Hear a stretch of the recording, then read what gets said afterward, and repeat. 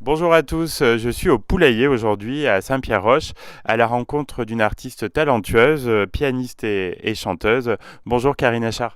Bonjour, merci beaucoup de me recevoir. Avec plaisir. Donc je vous propose qu'on échange sur votre chanson récente, Mon auréole noire. C'est une chanson qui parle de l'abandon d'une femme par un homme. Oui, c'est ça, enfin c'est ça, et ça peut être aussi par un homme, par un père, par beaucoup de choses, par elle-même aussi. Cette chanson, ouais, elle a une histoire un peu particulière dans le sens où j'étais dans une période où j'écrivais des choses qui me plaisaient pas. Je fais partie d'ateliers d'écriture avec Claude Lemel en fait, et l'atelier d'avant, j'avais présenté quelque chose qui était vraiment médiocre, et j'étais très déçue de moi-même et très en colère du coup. Et avec la niaque de me dire, puis il m'avait bien fait comprendre que c'était pas terrible, quoi.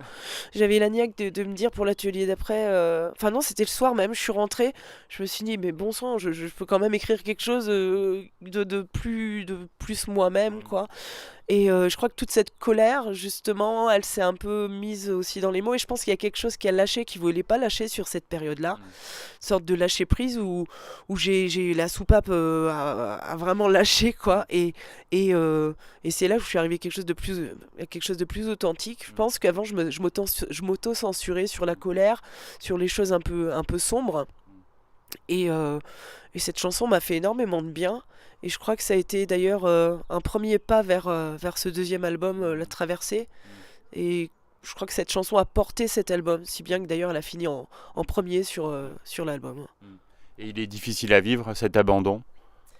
Oui, il est violent en fait. Je pense que j'avais déjà parlé de l'abandon dans d'autres chansons, mais toujours avec des mots très politiquement corrects, avec beaucoup d'autocensure. Et il manquait quelque chose, c'est de s'autoriser la colère. Et je pense que s'autoriser la colère, c'est peut-être le premier pas vers l'acceptation et vers la guérison et vers un renouveau. C'est un beau titre, Mon auréole noire, vous l'avez trouvé facilement. Ah là là, alors ça, j'avoue que je ne me souviens plus comment ça m'est venu. Peut-être parce que je me disais, ouais, ok, j'écris, je suis.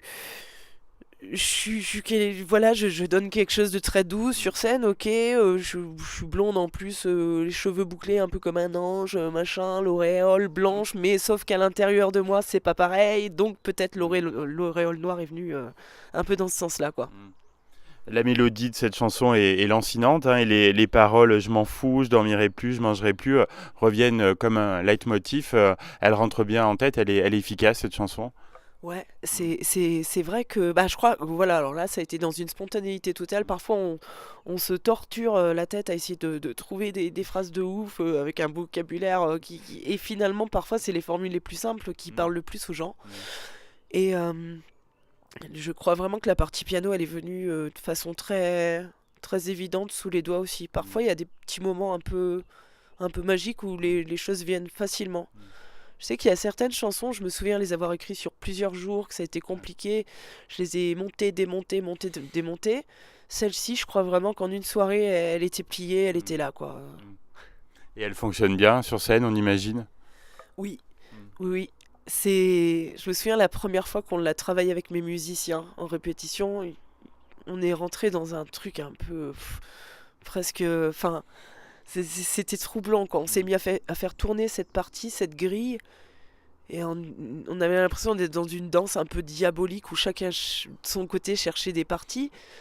Et il y a eu un moment fort d'osmose. Et sur scène, en général, c'est ce qui se passe. Parfois, on se regarde et on sent qu'on est vraiment tous les trois ensemble. Et ça fait un bien fou, hein.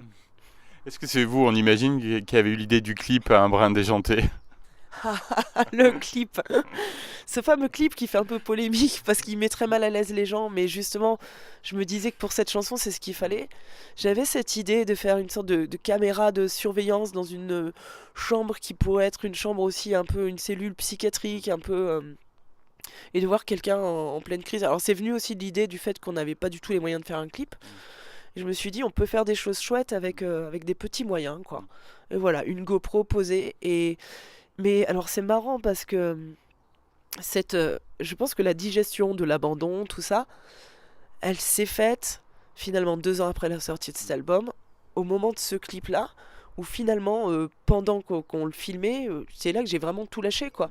Parce que jusqu'à présent, c'était la voix, la musique qui parlait, et là, il a fallu retranscrire tout ça par le corps, quoi. Et absolument, en s'éloignant complètement de l'esthétique, et en se disant au contraire, il faut donner tout ce qui se fait pas, tout ce qu'on peut pas montrer. Bah, alors ça me fait beaucoup penser à la psychiatrie parce que c'est ça en fait. Les symptômes, c'est tout ce qui sort, tout ce qui d'habitude est bridé quoi. Et ça m'a. J'étais épuisée à la fin de ce clip, mais j'ai ressenti un bien-être énorme en fait, une libération. Ouais. Vous vous livrez beaucoup dans ce deuxième album, La Traversée. C'est un disque plutôt profond et sensuel aussi. Oui, oui, oui.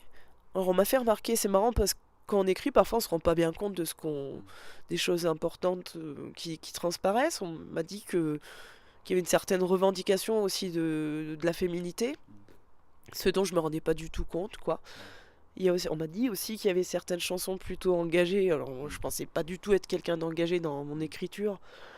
Et puis ben finalement, ouais, apparemment les gens le ressentent comme ça. Donc parce il y a des chansons très introspectives, mais il y a aussi mon regard affectif sur le monde et sur la façon dont je reçois les événements qui se passent autour, mais la façon aussi dont certains amis reçoivent ce monde assez violent. Parfois, c'est des amis qui me parlent de leur histoire, comme la chanson Petit Frère, en fait.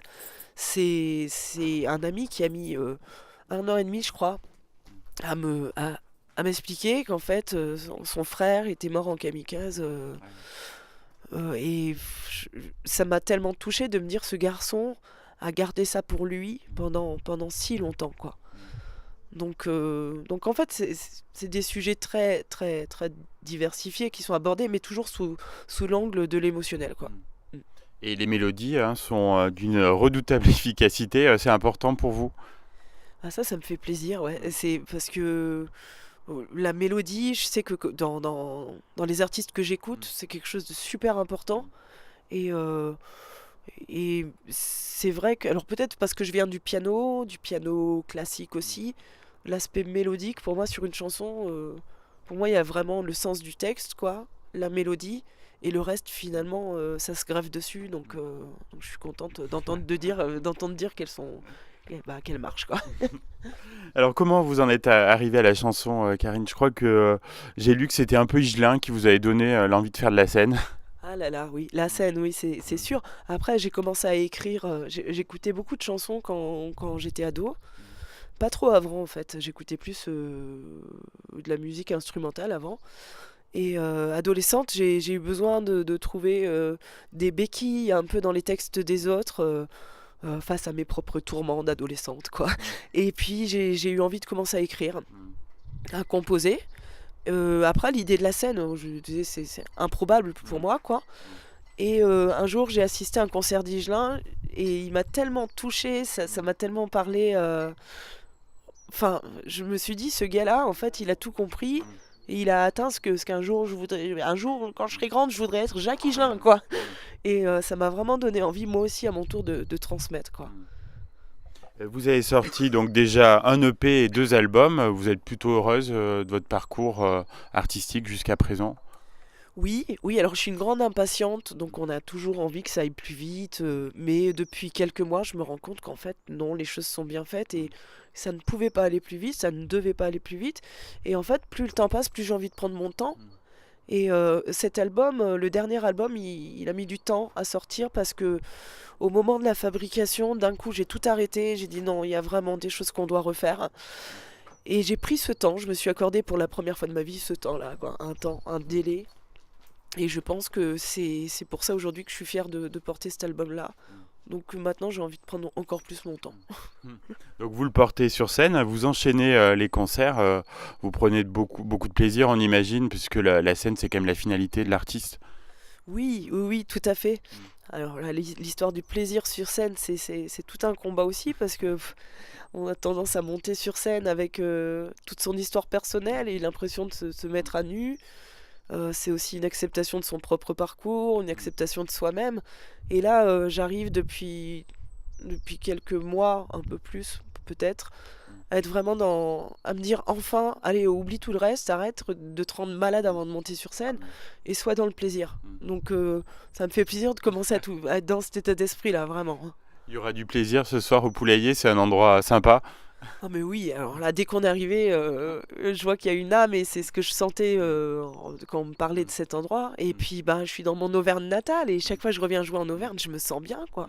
Dans mes volcans. Alors là, je suis aux anges. Quels sont vos projets, Karine Achard, dans les prochaines semaines? Les prochaines semaines, c'est écrire. Alors là, ça me démange d'une façon absolue. J'ai pas eu forcément beaucoup de temps les derniers temps, comme on tournait beaucoup. Et là, je pense que vraiment le Poulailler, c'est la dernière date d'une série euh, avant de reprendre la plume.